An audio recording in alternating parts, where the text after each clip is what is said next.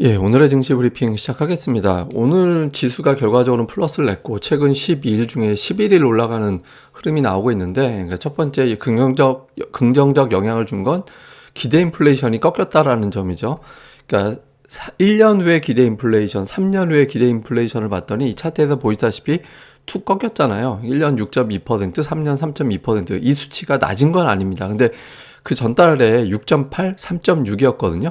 이게 꺾였고, 식품 같은 경우는 전월 대비 2.5%포인트나 낮아졌고, 휘발유 같은 경우는 전월 대비 4.2%포인트나 떨어졌거든요. 그러니까 이 낙폭이 각각 이제 사상 첫 번째, 두 번째로 많이 꺾인 거였습니다. 그래서 미국의 물가가 피크를 친 거 아니냐. 그러니까 이런 기대감이 나오게 됐죠. 이게 기대 인플레이션이 별거 아닌 것 같아도 임금하고 공급 가격에 영향을 주거든요. 그래서 이게 기대 인플레이션이 막 높게 나오고 이런 수치가 높게 나오면 앞으로 물가 올라갈 거니까 우리 급여 올려주세요. 우리 공급 가격 높여주세요. 이렇게 요구하게 되는 그런 근거로 활용이 되거든요. 그래서 이게 이제 낮아졌다라는 것은 실제로 인플레이션이 피크가 될 수도 있겠구나. 그러니까 이런 기대를 갖게 되는 그런 이유가 됐고요. 뭐 그렇게 되면서 이제 금리 인상 확률이 어제하고 좀 달라졌습니다. 어제 같은 경우는 0.75가 71% 정도 됐는데 오늘은 63%. 물론 이제 뭐 이것도 뭐 63이나 71이나 뭐 그게 그거지라고 생각할 수는 있겠지만 어쨌든 어제 대비 금리 인상에 대한 강도 체감적으로 느끼는 게 좀 낮아졌다. 이게 이제 투자자들에게는 약간 좀 안도감을 줬고, 그다음 이제 인플레이션 감축 법안이 이제 통과가 됐잖아요. 근데 여기서 여러 가지 어떤 방식이 있는데 특히 이제 친환경 에너지 발전, 전기차 보조금 지급 이런 정책이 나오는데 이게 이제 우리나라 몇몇 종목에 영향을 줬거든요. 뭐 LG화학이라든가 LG에너지 솔루션이라든가 이런 종목들이 강세를 보이면서 지수를 끌고 갈 수 있도록 이제 역할을 해주는 그런 재료가 됐습니다. 물론 이제 반대로 자동차주는 좀 반대가 됐죠. 왜냐하면 우리나라 자동차 회사가 이제 전기차를 만들긴 하지만 이 정책에는 미국 내에서 만들어진 자동차, 예, 그렇다 보니까 이제 우리나라에서 이제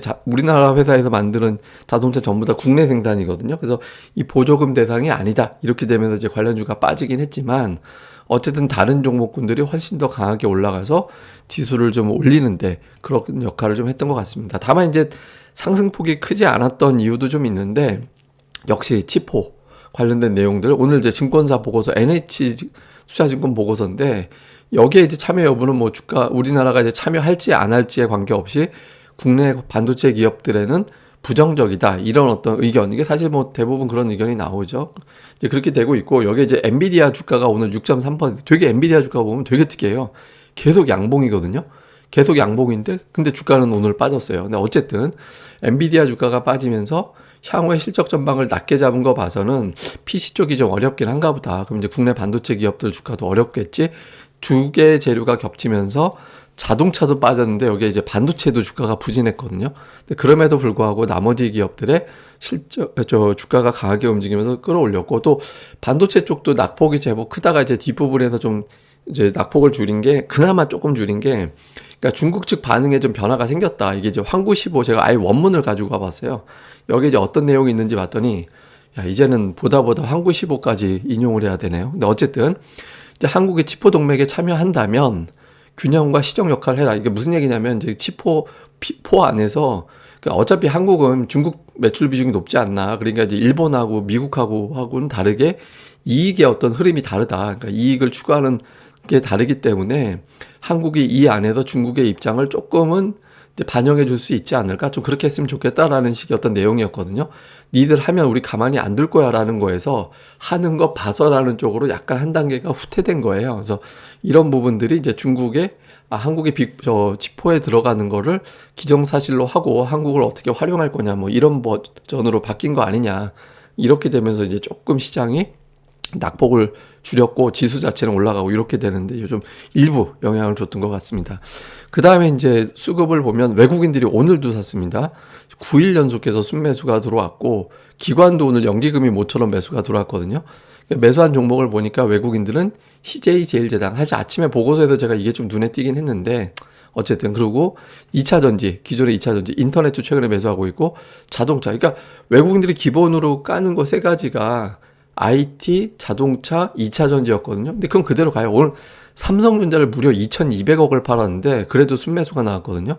삼성전자 이외에는 나머지는 매수했다라는 거고 자동차 주가는 빠졌지만 여전히 매수하고 있거든요. 모비스까지 싹 다 매수했잖아요.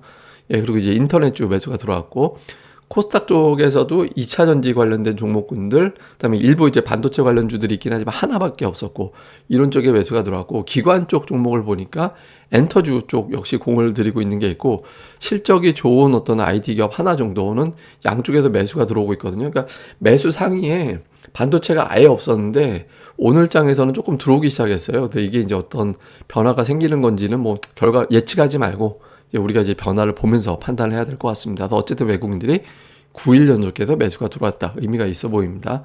그 다음에 이후에 이슈를 보면 경기 침체는 아니다라는데 전차는 부진하잖아요. 경기 침체 아니면 수요가 있어야 되는데 근데 전차는 부진하게 나타나고 있습니다. 이건 사실은 시황 쪽 문제가 더 크다라는 거죠. 수급적인 문제하고 이게 이제 좀 이후에 주중 넘어가면서 CPI 발표 이후에 경기감이 풀리면서 이게 바뀌게 될지 이거를 좀 주목해봐야 됩니다. 그러니까 외국인들이 매수를 계속 한다라면 저 두 종목군에도 매수가 이어질 가능성이 붙을 가능성이 있거든요. 그래서 외국인들이 CPI 발표 이후에도 이게 이제 어떻게 결과가 나오느냐에 따라 달라질지 아니면은 뭐 외국인들이 원하는 이제 구도가 있는지를 좀 봐야겠지만 어쨌든 외국인들의 수급 구도 주 후반에 어떻게 될 건지. 그다음에 코스닥 쪽 종목 장세는 지금 제약바이오, 2차 전지, 게임주 이런 종목군들이 좀 재미있게 움직이고 있는 그런 단계잖아요. 그래서 이 종목군들 그대로 가느냐 아니면 눌려있는 반도체 쪽으로 이번 주 후반에 좀 분산이 되느냐 요 흐름 좀 주목해 볼 필요가 있거든요. 그래서 이 구도가 고정이 돼서 3분기 아예 고정적으로 가는 건지 좀 볼 필요가 있고요. 오늘 뭐 게임, 엔터, 그다음에 전자결제, 뭐 애플페이 관련해서 이런 종목군들이 움직인 게 특징이었고 여기 제가 들어가줘야 좀 편안하다라고 말씀드렸던 전차는 빠져 있거든요. 그래서 요 구도가 가는지 아니면 이제 CPI 발표 전후에서 이제 다시 또 판이 바뀌는지 이제 좀 이틀밖에 안 남았으니까 좀 주목해 볼 필요가 있습니다. 그리고 제가 외국인 연속 매수 오늘 제가 텔레그램하고 카페에 올려드린 건데 그 외국인들이 연속 매수한 게 되게 특이하긴 해요. 왜냐하면 8일 이상 연속 매수한 게 5년 동안 10번밖에 없었거든요. 근데 이제 들어왔던 특이한 건 뭐냐면 이 매수가 연속 들어오고 나서 지수가 상승으로 쭉 가는 어떤 트리거 역할을 한 적은 없습니다. 보시다시피 이전에 9번 중에서 5번은 한 달 후에 빠져 있었고 4번 올라갔기 때문에 확률은 거의 반반 정도밖에 안 돼요. 그러니까 이 자체가 향후의 증시가 계속 올라간다라고 상상할 수 있는 근거는 아니다. 이후에 계속 매수가 들어올지 여부가 더 중요합니다. 그래서 지금 외국인들 매수 들어온다라고 해서 앞으로 계속 올라갈 거야 이렇게 추적하는 게 아니라 매수의 비율이 되게 높아질 건지 여부를 보면서 가늠을 해야 된다. 그래서 외국인들 매수 자체만 가지고 뭐 너무 기대 걸지 말자. 이 정도로 보시면 될 것 같습니다.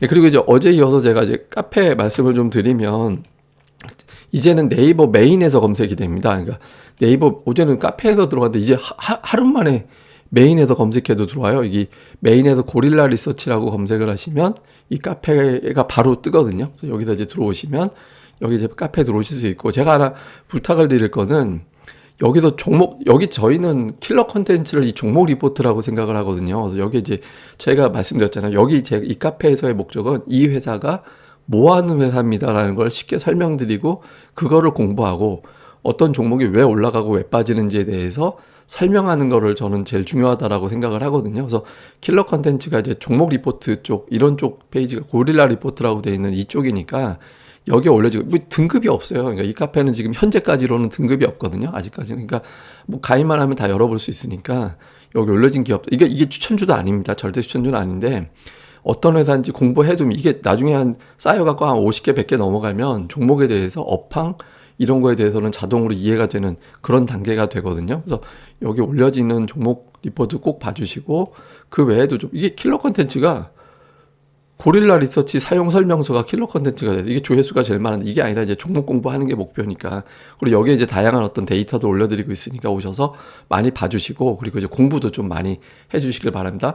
네이버 메인에서 고릴라 리서치를 검색하시면 들어오실 수 있습니다. 많이들 봐주시길 부탁드립니다.